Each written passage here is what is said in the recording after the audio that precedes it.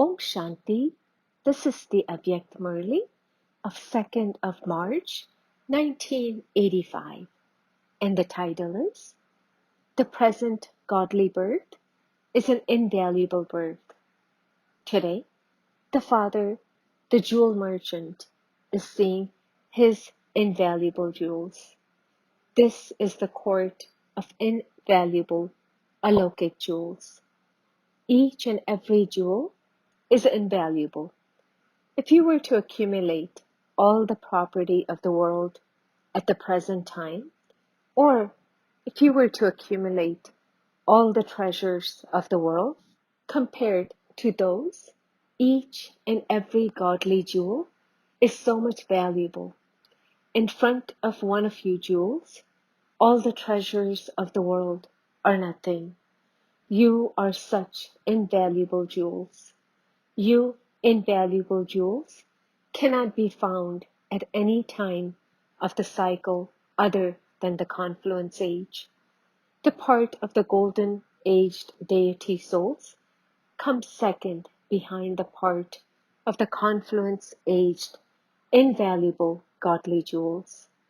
At present, you are the children of God, whereas in the golden age, you will be the children of the deities.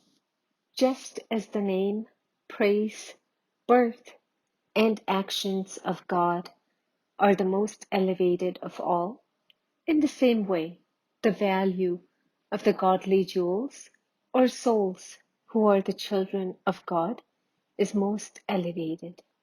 The memorial of this elevated praise and elevated value is even today remembered and worshipped in the form of the 9 jewels. The 9 jewels are remembered as destroyers of various obstacles. As is their obstacle, so they make a ring accordingly and wear that. Or they make a locket, or they place that particular jewel in any form of ornament in their home. Even now, in your last birth, you can see your memorial in the form of the destroyer of obstacles. You are definitely number-wise, but while being number-wise, all of you are invaluable and destroyers of obstacles. Even today, souls give you jewels regard in your elevated form. They look after them, your idols, carefully with a lot of love and cleanliness, because even if all of you don't consider yourselves to be that worthy, the Father has made all of you souls worthy and made you belong to Him. He has accepted, you are mine and I am yours. A soul that has the vision of God fall on Him definitely becomes invaluable through having God's vision on him. Because of God's drishti, such a soul definitely becomes an elevated soul of the spiritual world, of God's creation.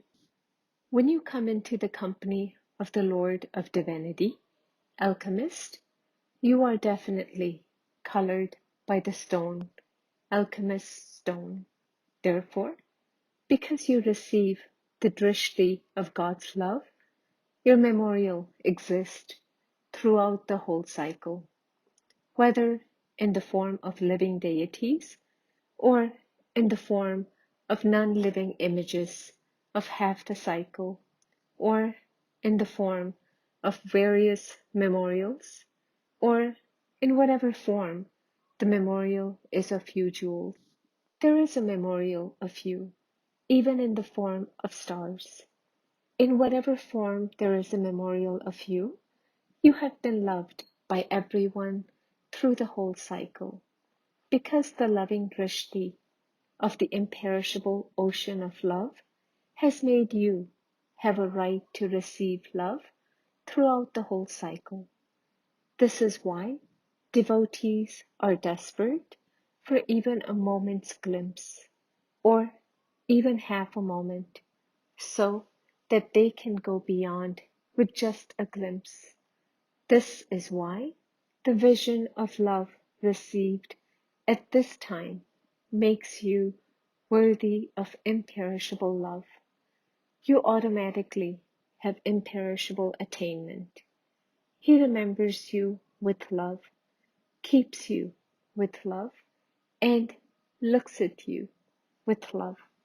Secondly, cleanliness, that is purity. At this time, you attain from the Father the birthright of purity. You know your original religion of purity, that is, of cleanliness. This is why, because you have adopted purity, wherever there is a memorial to you, purity and cleanliness continue to exist there as a memorial. For half the cycle, there is the pure sustenance and the pure world. So for half the cycle, you are born through purity and you are sustained with purity. And for the half the cycle, you are worshipped with purity. Thirdly, he looks after you with a lot of love from his heart. He looks after you, considering you to be elevated and invaluable. This is because at this time, God Himself, in the form of the mother and father, looks after you children. That is, He sustains you.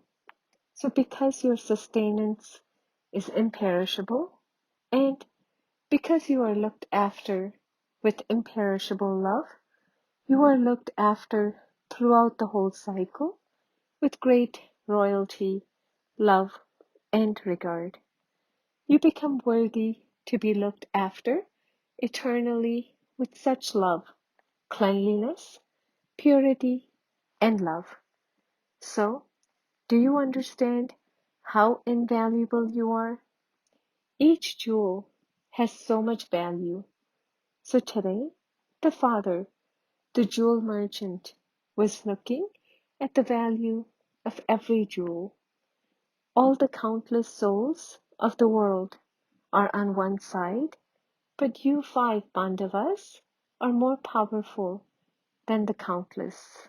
The countless are not equal to even one of you. You are that powerful. Therefore, you have become so valuable. Do you know your value? Or do you sometimes forget yourself?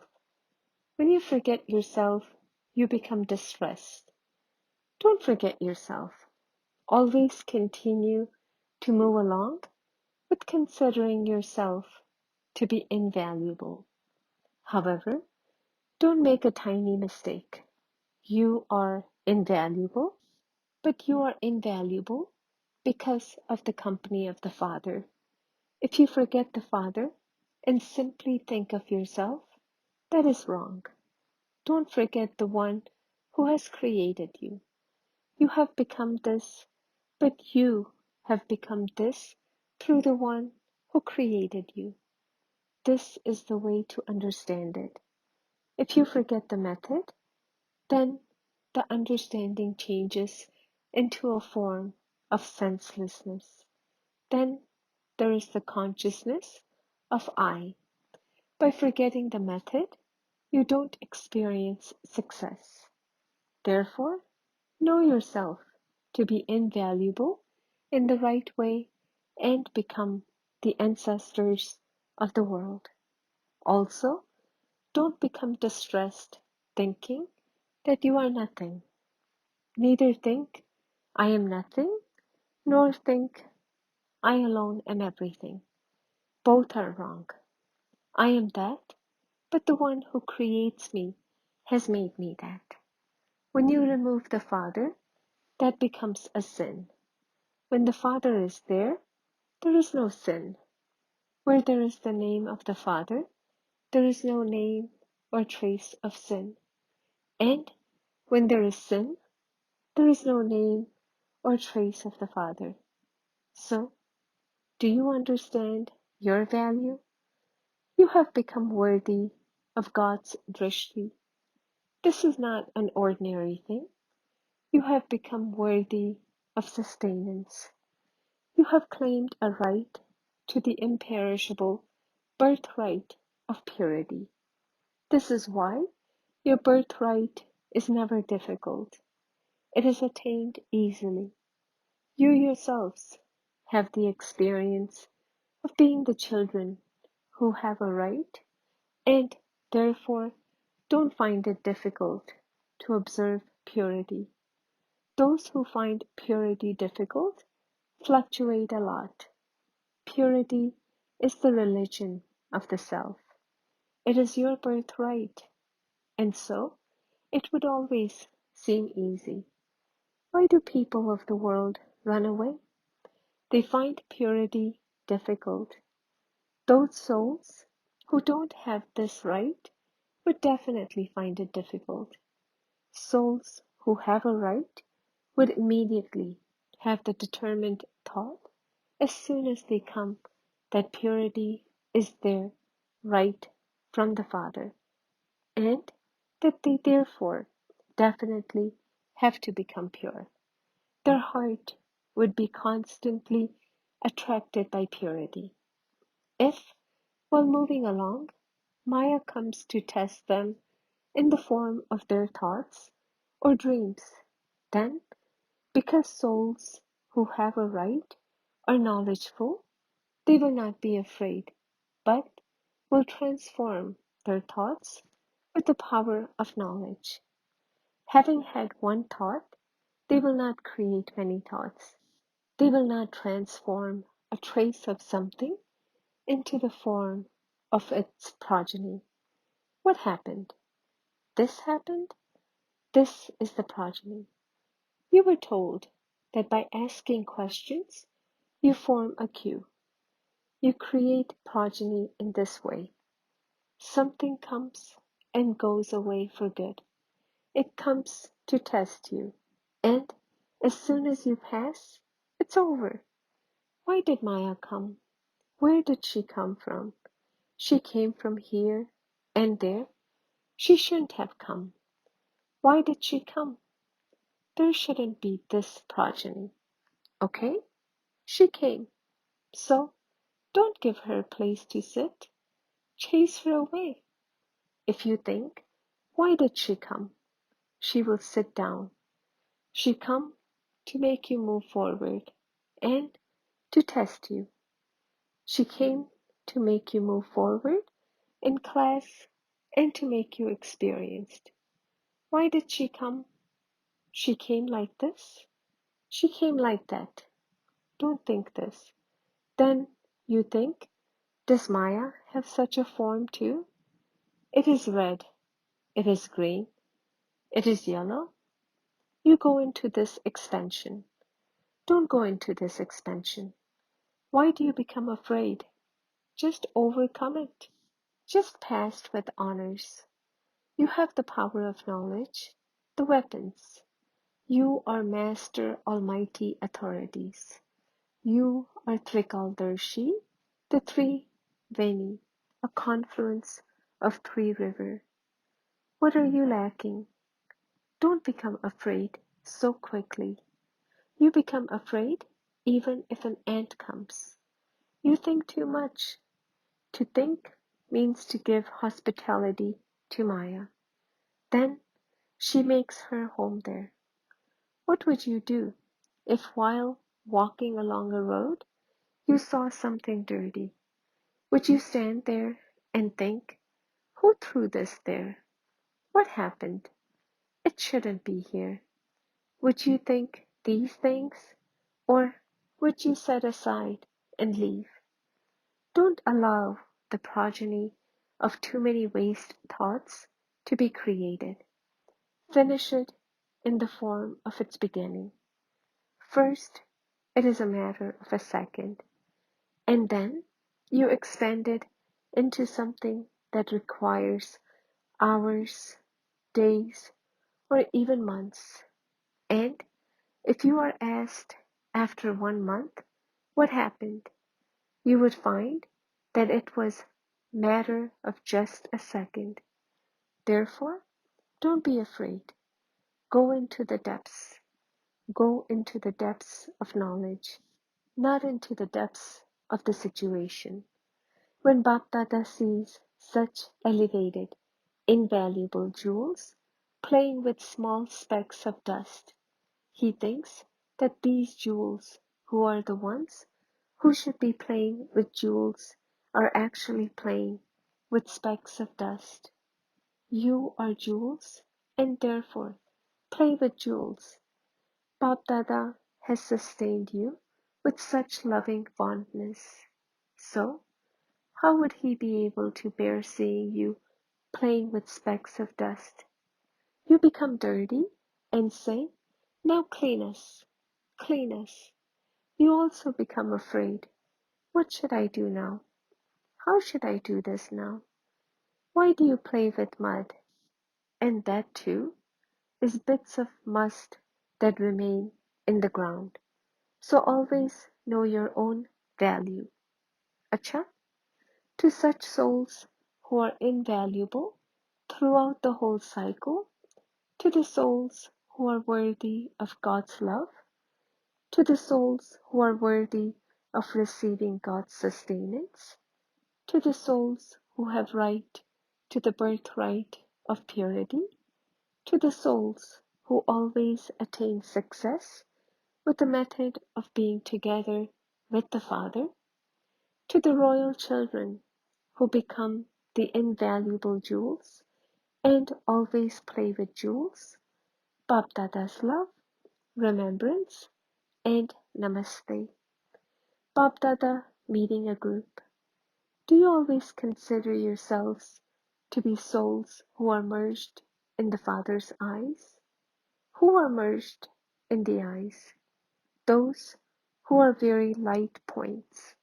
So, you are always points, and you become the points who remain merged in the Father's eyes. Bapdada is merged in your eyes, and all of you are merged in Bapdada's eyes. When you only have Bapdada in your eyes, you will not be able to see anything else. So always remain double light with this awareness. I am always a point. A point doesn't have any burden. This form of consciousness will always enable you to continue to move forward. When you look at the center of an eye, there is just a point, pupil. It is the pupil that sees. When that point is not there, then even though you have an eye, you are unable to see. So, always keep this form in your awareness and experience the flying stage. Bapdada is pleased to see the children's fortune of the present and the future. The present is the pen with which to create your future fortune. The way to make your present elevated is always to accept the signals from the seniors and to transform yourself. With this special virtue, your present and your future fortune become elevated. Acha, blessing, may you know all secrets and remain free from any attraction, and while making your worldly family content, accumulate a godly income. Some children, while looking after their worldly work, family, relationships, and contacts, also make everyone content with their broad and unlimited intellect. Knowing the secrets of a godly income, they especially also take their share.